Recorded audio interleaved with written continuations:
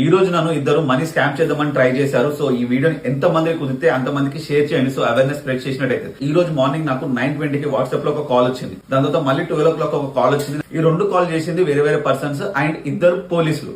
అయితే ఏందమ్మా నాకు పోలీసులు ఎందుకు కాల్ చేశారని చెప్పి ఓపెన్ చేసి చెక్ చేస్తే అక్కడ ఈ నంబర్ ఫ్రమ్ పాకిస్తాన్ అని ఉంది.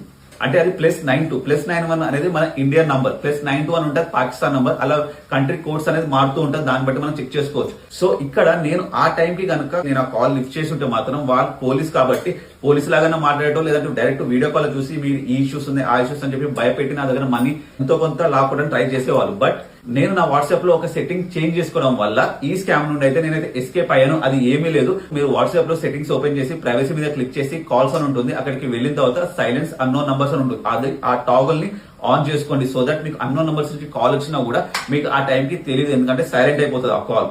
సో దాని వల్లనే తర్వాత ఓపెన్ చేసి చెక్ చేసుకుంటే అది పాకిస్తాన్ నంబర్ అని అర్థమైంది. అండ్ అక్కడ వాళ్ళిద్దరి ఫొటోస్ ని చూస్తే ఒకరిని ఫోటో బ్యాక్గ్రౌండ్ లో ఏదో రాసి ఉంది, అది ఇండియన్ లాంగ్వేజ్ లో రాసి ఉంది. తమిళ మలయాళం నాకు తెలియదు, కొంచెం బ్లర్ గా ఉంది, నాకు తెలుగు కూడా తెలియదు. సో అందుకని చెప్పేసి ఈ వాట్సాప్ లో అయితే ఖచ్చితంగా ఈ సెట్టింగ్స్ ని చేంజ్ చేసుకోండి.